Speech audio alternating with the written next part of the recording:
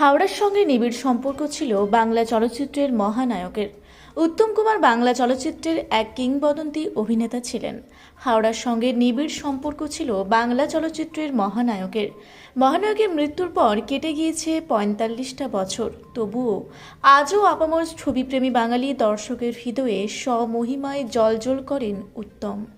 এত বছর পরও একজন অভিনেতার জনপ্রিয়তা প্রায় একইভাবে টিকে থাকা যেন তাকে আক্ষরিক অর্থই অমর করে তুলেছে। তার মৃত্যুর অনেকগুলো বছর কেটে গেছে, প্রজন্মান্তর ঘটেই চলেছে। মহানায়কের সঙ্গে হাওড়ার কী সম্পর্ক ছিল সে কথাই জানাবো। জগৎবল্লভপুরের গোয়ালপোতা গ্রামে সিনেমা ব্যবসায়ী সত্যনারায়ণ খাঁয়ের বাড়ি। তিনি ছিলেন চলচ্চিত্র প্রযোজনা ও পরিবেশনা সংস্থা চণ্ডীমাতা ফিল্মসের মালিক। সেই সূত্রে তিনি বহু ছবির আউটডোর শুটিং করেছিলেন গোয়ালপোতা গ্রামে। তার প্রযোজিত ও পরিবেশিত অনেক ছবির নায়ক ছিলেন উত্তম কুমার। যেমন ধন্যী মেয়ে এই ছবির বহির্দৃশ্যের শুটিং হয়েছিল গোয়ালপোতায়। শুধু চণ্ডীমাতা ফিল্মস নয়, অন্য ব্যানারের ছবির শুটিংও হয়েছে গোয়ালপোতা গ্রামে, যেমন বনপলাশীর পদাবলী। শিল্পী সংসদ প্রযোজিত এই ছবির পরিচালক ছিলেন মহানায়ক স্বয়ং। তিনি দফায় দফায় প্রায় ১ মাস ধরে এখানে এসেছিলেন ছবির শুটিং করতে। মহানায়কের সঙ্গে সত্যনারায়ণের যে সখ্যতা ছিল তার সৌজন্যেই তিনি এখানে আসতেন। সেই সময়ের টুকরো স্মৃতিগুলো আজও মনে করেন সত্যনারায়ণ খাঁয়ের ঘনিষ্ঠ বন্ধু গোপাল পাত্র। এই গ্রামেরই বাসিন্দা তিনি বলেন, মহানায়কের এই গ্রামে আসা যাওয়া থাকা খাওয়ার সম্পর্ক ছিল। তিনি থাকবেন বলে সত্যনারায়ণ ৩তলা বাড়ি বানিয়েছিলেন। এই বাড়ির সুযোগ সুবিধা ছিল সেই সময়কার ৩ তারা হোটেলের মতো। ধন্যী মেয়ে সিনেমার শুটিংয়ের স্মৃতিচারণ করলেন গোপাল পাত্র। জানালেন, পুনে থেকে জয়া পাশ করে বেরিয়ে এসেছিলেন তখন সি গ্রেডের শিল্পী, তাই তার জন্য আলাদা করে ঘর বরাদ্দ ছিল না। অন্যান্য দলের শিল্পীদের সাথে থাকতেন জয়া। জয়ার গাছে দোলনা চাপা শুটিংয়ের দৃশ্য ও মাঠে খেলার দৃশ্যের কথা জানালেন ৯০ ঊর্ধ্ব গোপালবাবু। সত্যনারায়ণ খাঁয়ের কাছের বন্ধু হওয়ার সুবাদে মহানায়ক উত্তম কুমার গোপালবাবুকেও খুব ভালোবাসতেন। তার বাড়িতে এসে চা খেয়েছেন, বসে গল্প করে গেছেন। ধন্যী মেয়ে সিনেমার আরেকটি দৃশ্যের কথা তিনি তুলে ধরেন। অভিনেতা পার্থ চ্যাটার্জির যখন চোট লাগে, রসুরার চায়ের দোকানে চা করছে জয়া। গাওয়া তখন সে গান আজও তার কানে বাজে। একে তো ফাগুন মাস, দারুণ এ সময়। প্রযোজক সত্যনারায়ণ খাঁয়ের বাড়িতে দ্বিতলে থাকতেন মহানায়ক এবং ৩তলায় থাকতেন সুচিত্রা সেন। সুচিত্রা সেন সোয়েটার বুনতে ভালোবাসতেন। শুটিংয়ের ফাঁকে তিনি সোয়েটার বুনতেন। শুটিংয়ের সঙ্গে ছোট মেয়ে মুনমুনকে নিয়ে আসতেন। গ্রামের আরেক প্রবীণ মহিলা সরস্বতী রায় জানান, ধন্যী মেয়ে সিনেমার বউ কথা কৌ গানের দোলনা চাপা সেই দৃশ্য শুটিংয়ের সময় কন্যা সন্তান জন্ম নিয়েছিল। জয়া তার মেয়েকে দেখতে এসেছিল, জানালা দিয়ে উকি দিয়ে গান ধরেছিল, যা যা বেহায়া পাখি, যা না অন্য কোথাও জানা। সেই থেকে তার কন্যা সন্তানের নাম রেখেছিলেন জয়া। সেই গাছটি এখন আর নেই, সেদিন নষ্ট হয়ে গেছে, তবে ওই জায়গায় আরেকটি নতুন গাছ হচ্ছে। মহানায়ককে কাছ থেকে দেখেছেন, কথা বলেছেন। তবে কি কথা বলেছিলেন বয়সের ভারে আজ আর মনে করতে পারছেন না তিনি। বহু সিনেমার শুটিং নিজের চোখে দেখেছেন। শুটিংয়ের দিনে রান্নাবান্না হতো না, খাবার আসতো সত্যনারায়ণ খাঁয়ের বাড়ি থেকে। যেসব সিনেমার শুটিং হয়েছে, প্রযোজক গ্রামের মানুষের জন্য পর্দায় সেই ছবি দেখার ব্যবস্থা করে দিতেন। যেদিন মহানায়ক মারা যান, সকল গ্রামের মানুষের মন খারাপ হয়েছিল। অনেকের বাড়িতে রান্নার হাঁড়ি চড়েনি সে সময়। বাড়ি বাড়ি টেলিভিশন পৌঁছায়নি, তাই গ্রামের অনেক দূরে গিয়ে এক ঝলক দেখবে বলে টিভিতে দৌড়েছিলেন ওই মহিলা। ধন্যী মেয়ে সিনেমার ফুটবল খেলার যে দৃশ্য ছবিতে দেখেছি আমরা, সেই মাঠ আজও আছে। যে তেঁতুল গাছে বসেছিলেন অভিনেত্রী জয়া, সেই তেঁতুল গাছটি একমাত্র দাঁড়িয়ে আছে জ্বলন্ত প্রমাণ হিসেবে। সুখেন দাস খেলার যিনি ভাষ্যকার দিচ্ছিলেন, বাবলা গাছের সেই গাছটি বর্তমানে নেই, নষ্ট হয়ে গেছে। মাঠে আজও বিকেলে বল নিয়ে খেলেন ছেলেরা। আজও বছরে একবার ম্যাচ হয় এই মাঠে। সত্যনারায়ণ খাঁ তার হাত ধরে মহানায়কের এই গ্রামে আসায় এবং একে একে বহু সিনেমা এখানে শুটিং হয়েছিল। ধন্যী মেয়ে, সন্ন্যাসী রাজা, মাদার, প্রতিশোধের মতো অনেক ছবি। মহানায়ক সে সময় গ্রামের এই রাস্তা দিয়ে হেঁটে বেড়াতেন, কাছ থেকে অনেকেই দেখেছেন। আজ অনেক মানুষ হয়তো এখন আর নেই, তবে এখনও যারা জীবিত আছেন আজও মহানায়ককে ভুলতে পারেননি। তার জন্মদিন হোক বা মৃত্যুদিন এলে মনে পড়ে সেই পুরনো কথা। তো খাওয়া দাওয়া বন্ধ থাকতো, বাবুরা খাবার পাঠাতো, আমরা খেতুম ঘরে বসে। আচ্ছা, শুটিং হওয়ার জন্য খাওয়া দাওয়া বন্ধ থাকতো? হ্যাঁ খাবার ওখান থেকেই আসতো? হ্যাঁ, আমাদের বাড়িতে রান্না বাড়া হতো না, ঠিক আসতো। জয়া বাদুরি না বড়, তখন আমার ওই মেয়েটা সবে হয়েছে, কচি, তবে আমি 21 দিনে নিয়ে বসে আছি। আর জয়া ভাদুরি আছে, এরকম করে আমাকে উঁকি মেরে দেখছে, বলছে যা যা বেহায়া পাখি জানা অন্য কোথা জানা, গানটা ধরেছে। তাই? জানলা দিয়ে উঁকি মেরে মেরে দেখছে আমাকে। কি বলছে কি বলছে? ওই জানলা দিয়ে দেখাচ্ছে, কি গো, কি কি মেয়ে, মেয়ে না ছেলে, দেখি দেখি একবার দেখি। আমি মেয়ে, ওই তো জয়া। আমি মেয়ের নাম জয়া আছে, জয়াই রেখেছি। আর সুপ্রিয়া ছিল, সুপ্রিয়া রেখেছি। দুটো মেয়ে আমার, ওই দুটো মেয়ে, দুজনের নাম দুটো।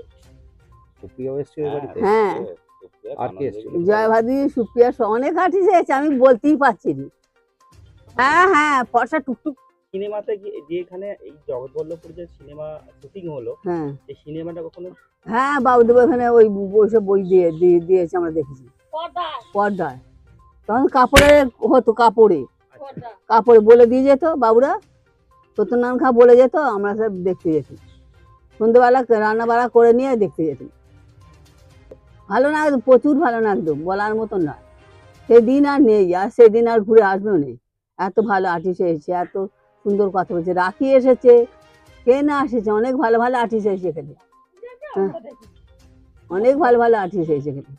প্রচুর খারাপ লেগেছিল, ও এত খারাপ লেগেছিল বলার নয়। নুনুকের বাড়িতে হাঁড়ি বসেনি, এত খারাপ লেগেছিল। আমাদের উনুনে হাঁড়ি বসেন, আমরা খাওয়া দাওয়া বন্ধ হয়ে গেছিল আমাদের, এত ভালো খারাপ লেগে গেছিল আমাদের। হ্যাঁ, যখন মরেছে শুনেছি কথাটা, কানে শুনেছি, মানুষটাকে তো আর দেখতে পেলুম নি, কানে শুনেছি। আর তখন টিভিও নেই, নোকের ঘর ঘর, সেই একখানা টিভি ছিল, সেই অনেক দূরে, সেখানে দেখতে গেছি, দেখতে পাইনি, দেখা যায়নি। নীলিম খাঁর বাড়ি দেখিনি, সেই কানাই বামুনের দোকানে, সেই সেতা, সে চাবি দিয়ে ওরা ঘরে ভেতরে দেখতো। তার মৃত্যুর খবরটা শোনার পর অনেক মন খারাপ। হ্যাঁ, মন খারাপ হবে না?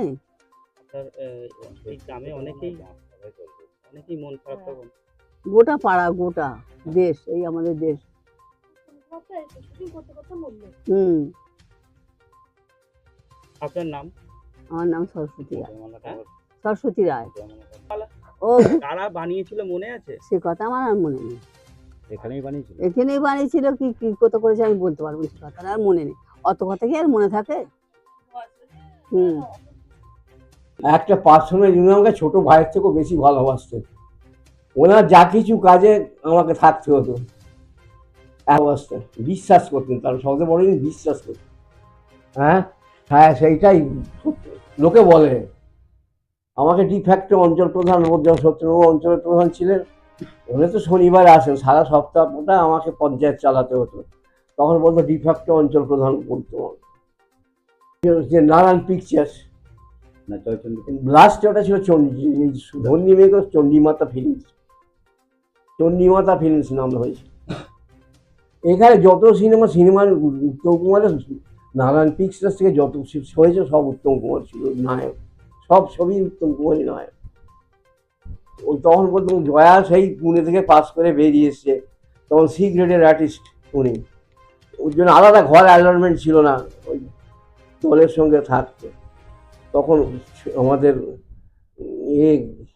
ওর নামটা ওর গার্জেন ছিল।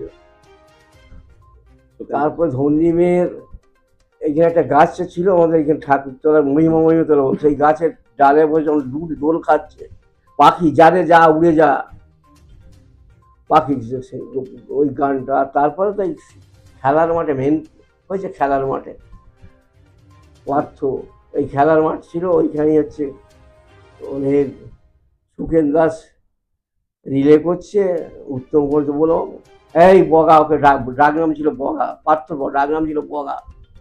বগা বলে এই বগা কি হচ্ছে, বগা ঠিক করে খেয়াল বগা। তখন এ করছে, জানো আমি তখন তার সঙ্গেই, উত্তম কুমার আছে, আমি তার গায়ে আছি, দাঁড়িয়ে আছি। উত্তম কুমার খুব ভালোবাসতেন, গায়ে দাঁড়িয়ে আছে। তারপরে ওখানে পাশে খেলার মানে ওই একটা তেঁতুল গাছটা এখনো আছে, পার্থর গলায় এক মালা দিচ্ছে। যখন সেই ওকে চোট লাগে পার্থকে, বসে চা খেয়ে গল্প করে গেছে। কে কে উত্তম কুমার। এখানে হ্যাঁ হ্যাঁ, কবার এসেছিল? এইখানে একটা শুটিং ছিল, এই আমার এই বাঁশ বাগানে একটা বাঁশ বাগান ছিল, বাঁশ বাগান রাস্তা দিয়ে সব যাচ্ছে। একটা হচ্ছে ও আমার বাড়িতে বসে চা খেয়ে গেছেন আর গেলে। আমার মানে ফ্যামিলি রিলেশন ছিল, আমার স্ত্রীকে বৌমা বৌমা বলে ডাকতো উত্তম কুমার। তারপর সন্ন্যাসী রাজা করলে সে ওই খেলার মাঠে করেছিল। সন্ন্যাসী রাজা সন্ন্যাসী যে গেটটা ওই খেলার মাঠে, ভিক্টর ব্যানার্জি সে শুধু যখন জওহর রায় মাতাল ছিল, নেশা ছিল, এখানে তাকে তাল তাড়িয়ে এনে দিতে হলো, খেজুর তাড়িয়ে এনে দিতে হলো। খেতে খেতে একবার উঠে এই জহরদা কী হচ্ছে, তার পুরো কাপড় খুলে উলঙ্গ। সত্যনারায়ণ খাকে তার লুঙ্গি চাককে ধরে হাত ধুচ্ছে খেয়ে দিয়ে। ওটা এক বিচিত্র টাইপের লোক ছিল আমাদের এরাই। কোনো আর্টিস্ট বাদ নেই বাংলা জগতে, যত আর্টিস্ট আছে এই শরৎচন্দ্রের পল্লী সমাজ থেকে আরম্ভ করে সব শুটিং এইখানে হয়েছে। এই তো একটা ভেঙে পড়ার কথা, সত্যনারায়ণ খা ওদের ভাই ভাইয়ের রিলেশনের মধ্যে তাদের রিলেশন ছিল, আর সত্যনারায়ণ খাঁর সাথে অন্য সমর্থক থাকবে। মানুষ তো মরবে যাবে, ঠিকই হবে। উত্তম কুমারের জন্য দোতলায় সত্যনারায়ণ খাঁর যে ঘরটা বেডরুম সেইটা থাকতো, আর তিনতলা থাকতো আমাদের এই নামটা ভুলে, আর্টিস্ট ছিল, সবচেয়ে বড় আর্টিস্ট ছিল, নামটা মেয়ে ছেলে সুচিত্রা সেন। সুচিত্রা সেন তিনতলায় থাক। মাঝে মাঝে মাঝে এ বুনতে ভালোবাসতো, সোয়েটার টোয়েটার বুনতে, আর ওর মেয়ে মুনমুন তখন একটু বাচ্চা, মুনমুনটা এই বাচ্চা একেবারে। হ্যাঁ, এখানটাতেই শুটিংটা হয়েছিল। এখানে একটা বড় অশ্বত্থ গাছ ছিল, কিন্তু গাছটা এখন নেই বর্তমানে।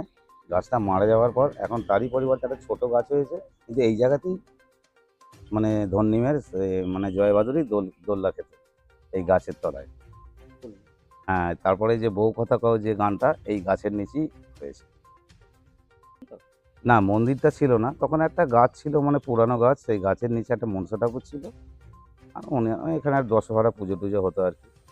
সেই গাছটা কি অনেক বড় মোটা? হ্যাঁ, গাছটা অনেকটাই বড় ছিল, প্রাচীন যুগের মতনই গাছটা প্রায়।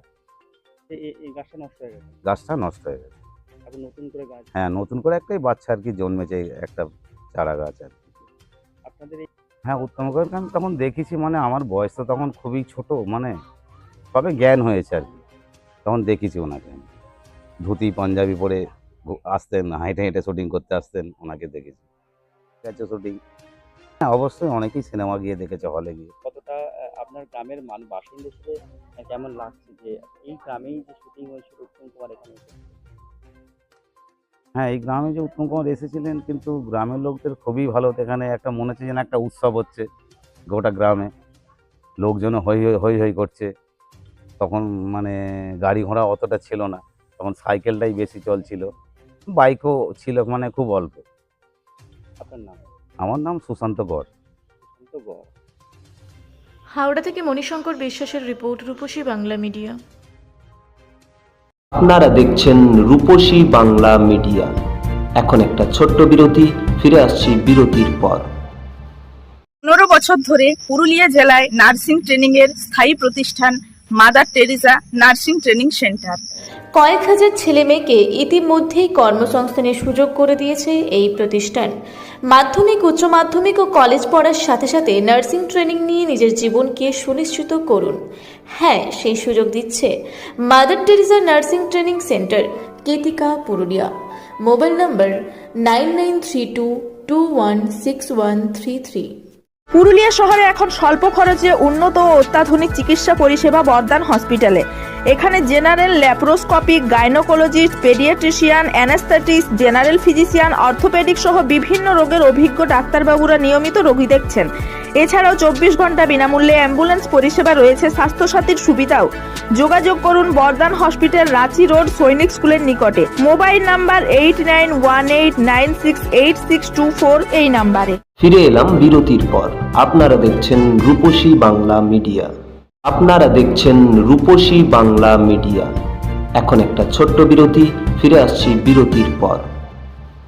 সারৈকেল্লা খরসোয়া জেলার সুবিখ্যাত কবিরাজ Bhadrasen Bhagat TB, filaria, sugar, tumour, Baat, ধাতু, এক্সিমা, দাঁতের রোগ, কানের রোগ, গুপ্ত ও যৌন রোগ ইত্যাদি চিকিৎসা করেন। এখন নিয়মিত চেম্বার করছেন প্রতি সোমবার বান্দোয়ানে, শুক্রবার বড়াবাজারে সারগোতে, রবিবার এঁচাগড় থানার টিকর গ্রামে, মঙ্গলবার রাজনগর থানার কেন্দ্রমন্ডিতে, বৃহস্পতিবার নিমডি থানার রঘুনাথপুরে। বিস্তারিত জানতে যোগাযোগ করুন 7368034266 এই নম্বরে। পুরুলিয়ায় পাত্রপাত্রী যোগাযোগের একমাত্র বিশ্বস্ত প্রতিষ্ঠান বিবাহ পরিচয়। আপনার মনের মতো জীবনসঙ্গী খুঁজতে আপনার পাশে রয়েছে বিবাহ পরিচয়। তাই আর দেরি না করে আজই যোগাযোগ করুন বিবাহ পরিচয়, municipality commercial complex, 2nd floor, Chaibasa road, opposite PWD office, Purulia. Mobile নম্বর 9232440272 অথবা 8370970472। ফিরে এলাম বিরতির পর। আপনারা দেখছেন রূপসী বাংলা মিডিয়া।